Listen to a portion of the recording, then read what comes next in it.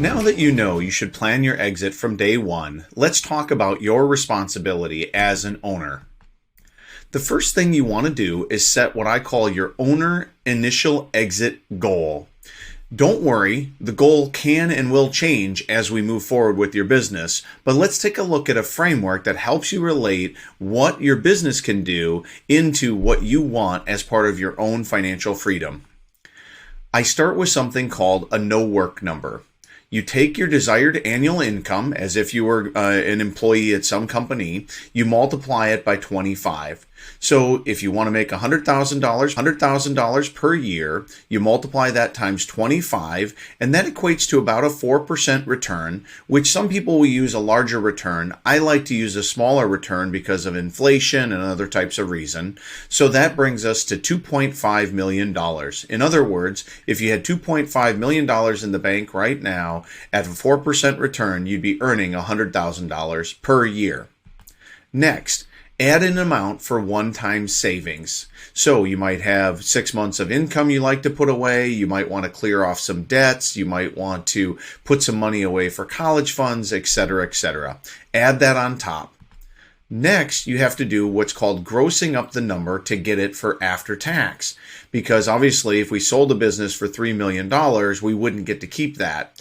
You take your effective tax rate, let's say you're in a 25% tax bracket, you 1 minus that, and then you divide by the lower number. So as you can see here, you take $3 million, you divide it by 0.75. That means that you need to sell a business for $4 million to pay a 25% tax to end up with $3 million to then have your no work number met. And here's the final and most important step. Often for many of you, when you're just starting out, you simply can't imagine a number that big. You haven't even released your first product yet. The key point is to now think about what's called your next step number. You don't have to run one Amazon or e-commerce business and run it until you get to your no work number. In fact, many people in the industry will build a company up, they'll exit that company, put some of the money away, maybe use a portion of it to go into a new brand, and then rinse and repeat. So let's say in this example that we want to use 25% of our no work number as our next step number. That gives us an initial exit goal of $1 million. Maybe that will feel, as you see through the program, still very large, but you'll actually find out that when you break it down into the number of successful products, that it's a reasonable goal that you could have. Okay. Now that you've got your initial exit goal, we have to confirm we have something called owner business market alignment. Here's what we mean. You first established your owner goal and your why. Now, we're establishing your goals on an economic basis, but of course your overall why might have other types of things, such as your purpose for helping your family. It might be to help a market niche that you really believe in, a number of other things. But from an exit strategy you really believe in, a number of other things. But from an exit strategy perspective, we're looking at the economic goal of the business. We then look to see whether or not the business supports that goal and does it align with it, and is the market that you're targeting the right size for your owner goals. Let's take a look at some examples where things are not aligned. The first one is, I've got an owner, and this was a real client of ours. All they wanted to do was generate enough after-tax profit to have $1 million in the bank. However, they had a number of good ideas, and so they were struggling because they were trying to get 3 different businesses going at one time. And each one of these businesses was in a competitive enough niche they could have generated at least a $2 million exit by focusing on just one of the niches. What we did is we said, you're overweighted and have too many businesses going for your owner. Do you see that lack of alignment? And so the recommendation was to realign the businesses to be consecutive, not concurrent. In other words, keep those other business ideas out there, and maybe you get to them, maybe you don't, but you're going to be far more focused and productive if you work on them one at a time, and most importantly, get your exit of your first business completed so that you know that you've achieved your owner goal. Another example. Someone wanted to generate enough after-tax profit to have $7 million in the bank so that they could have $280,000 a year and not have to work. They were in a 50-50 partnership. They were a very successful business, but it was a highly focused niche brand. We looked at it and we recognized that while the business was going great and the ownership structure was fine, the market opportunity was simply underweighted. They didn't have, even if they garnered a very, very high market share in the niche, it wouldn't have been enough for them when they multiplied it by 50% for them to reach their particular after work, after tax owner goal number. So we said to them, you really have three options. You either need to start a second brand, you maybe need to revisit the partnership with your 50-50 partner, you might even need to form a second business entity. But here's the key point. If you're not planning your exit from day one and looking at these criteria, you don't even know that you're in misalignment. And you might waste 2 or 3 years of your life before you recognize that you're never going to get to the goal that you really started the journey for in the first place. So once you get going and set your owner goal, then what you want to do is take a look at the business and the products that you're trying to release and see whether or not they align with what your owner goals are, and make sure that there's enough market opportunity to reach your owner goal. But on the flip side is if your owner goal is more modest, you don't have to go into one of the largest, most competitive markets out there in the industry and then feel like you're constantly trying to get to something bigger than what your owner goal really established that you need to do. It's this alignment that leads to success. Okay, from an action item standpoint then, write down your owner exit goal and then assess if your business that you're targeting and the market niches that you're targeting are aligned with this particular goal. Next up, we're going to talk about how e-commerce businesses are valued. I believe that the most important thing for you to understand when thinking about exiting is that your buyer of your business is your ultimate customer. So just like a customer, to understand your buyer, you must first learn how to speak their language. Think of this when you build out your products. You build out a product and you go and you list it on Amazon. You're thinking in the language of your customer in terms of what benefits that your product is going to provide them. Your buyer is exactly the same, except it just happens to be about your entire business. You want to think about the value of the business that you have and why that's relevant to a particular buyer. And frankly, if you don't do this from day one, you might be building something that doesn't make sense for a buyer. And as the famous Stephen Covey said, if the ladder's not leaning up against the right wall, every step you're taking is just getting you to the wrong place faster. Build your business to meet your ultimate customer will allow you to focus on one of the core aspects is that oftentimes what's good for selling a business is also what's good for running it. And it will help you eliminate what I call shiny object syndrome and getting very distracted on lots of other things because you'll be focused on building things that are truly valuable to you as a seller and also to your ultimate buyer. Before we can talk about what's really valuable, you might want a little bit of a backdrop on when we talk about an exit, what are we really selling in an Amazon-focused business? The first and most important thing you're selling is the future profit potential of the business. Businesses may be calculated on their historical profit, but they are valued based on the future potential of what that business is. In essence, think of it this way. If a buyer is going to buy your company on December 31st, they don't care what it did last year. They want to know what it can do on January 1st going forward, because that's the only profits that they're going to see. Next, you're also selling the inventory that has been built up in that particular business. If you think about a business that starts out, you might have very small inventory now, but by the time that you get going and maybe have 5 or 10 or 15 products out there, you may have built up hundreds of thousands of dollars in a hard asset called inventory that has value that the buyer is buying. And then finally, you're selling the intangible or other assets in the business. Things like your brand, your trademarks, your intellectual property, your listings on Amazon, and all of the reviews that you've built up, and in particular, the rating that you have established, and all of your different supplier relationships. So if you think about, before we talk about how to make this valuable, this really, all of your different supplier relationships. So if you think about, before we talk about how to make this valuable, this really is, when you go to sell a business, the big three that you're selling. Okay. Now let's talk about, how do you value a business? I like to call it, you're 6 steps away from valuation on one page. And what we're going to do is we're going to walk through each of these different 6 aspects, and we're going to start to take a look at how you can understand how e-commerce businesses are valued. Let's start with revenue. You take your gross revenue, you minus whatever you have to give away in discounts and returns. Let's say that's 3%, and that equals your net revenue. And in this example, I'm just using $100,000 a year business so that you can understand it. And importantly, the ratios alongside the right, the 3% and the 97%, will give you some idea of targets that you might want to think about, while also recognizing that every marketplace is different.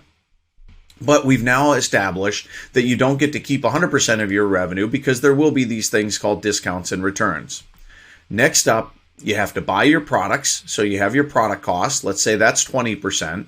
You will have shipping, duties, and other types of storage costs, which may run, obviously depending on the size of the product, but could run 7% of the business. Then recognize you're going to have to pay the 15% Amazon selling fees, and you're going to have to pay a fulfillment fee for each unit that's shipped that's based on a per unit cost. But the combination of those could easily be 35%. And if you take that and you subtract all of that away, your gross profit would be 35%. Next up is what's called your contribution margin. And the easiest way to think of the difference between gross profit and contribution margin is if you take your gross profit and you subtract off your marketing and other paid media expenses, you get to what's called your contribution margin. So as you can see here, we have another 8% in paid media, advertising costs, and another 2% in maybe giveaways or other types of promotional costs.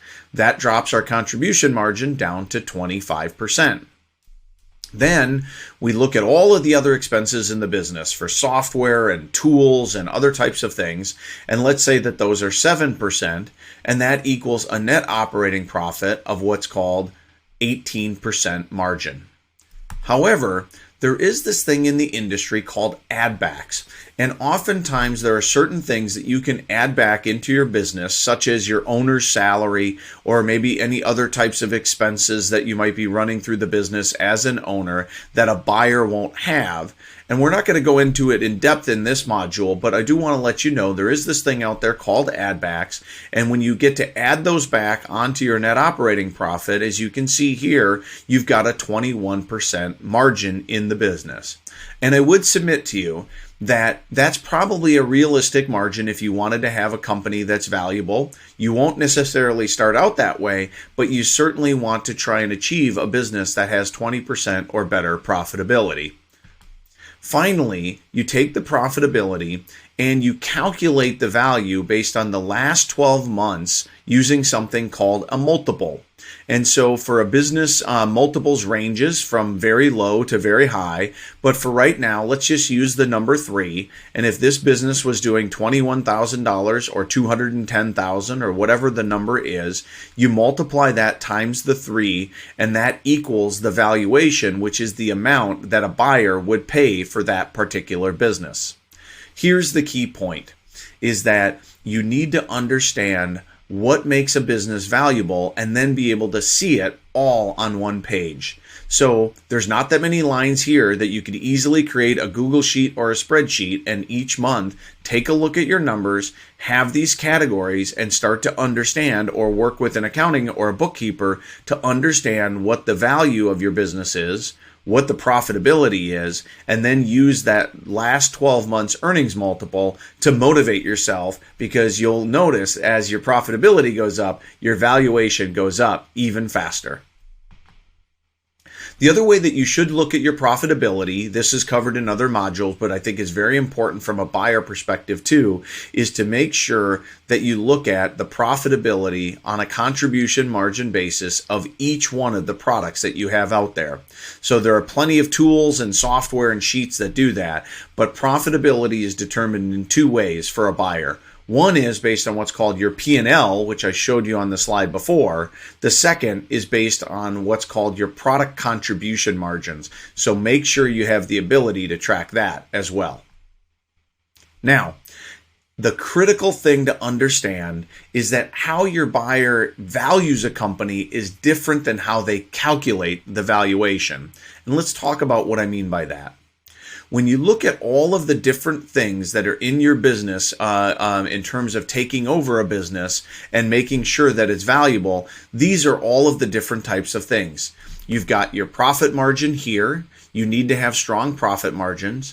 You need to have strong growth. You need to be diversified, which I like to say is don't have any one product worth more than 20% of your revenue. And recognize that the higher your earnings multiple will be driven by the larger your size. All of these things, these four core pillars, will lead to what's called a premium valuation. And then there's other types of things, such as how easy is it to take over your business? How strong is your brand? How many years have you been in business? Do you have any repeat purchases? All of these things contribute to the value of your business. So it's important for you to understand that how it's calculated is different than how it's valued. Here's the action item. Each month, track your core valuation metrics against a premium valuation. So look at your profit margin, look at your growth rate, look at your diversification, and track your earnings on that one page. Don't worry if the numbers don't look good right away. Trust me, they won't. Okay, but you need to build in the discipline to start tracking it right away at the beginning of your journey, because it will point you to knowing what your company is worth today. And then, as we'll see when we build a forecast, it will point you to what your company is worth tomorrow.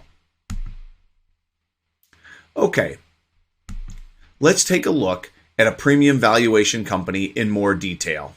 You start with a premium valuation, and then what you do is you say, I want to make sure that I first focus on strong profit margins. Next, I want to focus on growth. Right there, you've got the two big drivers. So we went over it on the previous slide before, but if I had to break it down to two different things that are critical, it's these two. If you have better than 20% profit and better than 20% growth, you have a valuable business. Now, if you notice, the other slide before had a lot of different distractions to it. The two key things that you need to think about is, how do I release very profitable products, and how do I continue to grow by adding more and more products that meet this profit criteria? Then, and only then, start to think about the next criteria, which is the size of how big I get. Don't worry about doing too many things too fast. Oftentimes people try and release too many products too quickly when they don't know how to release them, and they lose their profitability. And then finally, take a look at the diversification. So the bottom part here is not as important as the top part. If you continue to focus on releasing profitable, growing products, the diversification of having 10 or 15 products out there and not having one product represent more than your success will naturally come over time. So what I'm trying to do is really get you focused on the things that will matter as you start your journey. Now notice all of the other things that come in. Having a strong brand, strong track record, recurring revenue, ease of taking over a business, all of those things, they are valuable. And in many ways, a strong brand will help you release profitable, growing products. But it's important for you to understand that without that, you will simply not get to your goal. Okay, now that we've broken out the chart that might be pretty confusing overall into its component parts, you can go back to the action item and say, okay, the first metric that I'm going to start tracking is I'm going to start tracking my profit margin on an accrual accounting basis each month for each one of my products and overall for my business. And second, I'm going to start looking at my year over year, that's what the Y over Y means, and my month over month growth rate. And in an e-commerce business, if you're only growing at 20% a year, that's considered flat. So the last point I'll make on this is that oftentimes when things don't look good, there's an inherent need to not want to track them. Don't get caught up in that. Even if your numbers start out very, very poorly, you need to track them because that's the guardrail that tells you whether your business is on track or not. There's an inherent need to not want to track them. Don't get caught up in that. Even if your numbers start out very, very poorly, you need to track them because that's the guardrail that tells you whether your business is on track or not.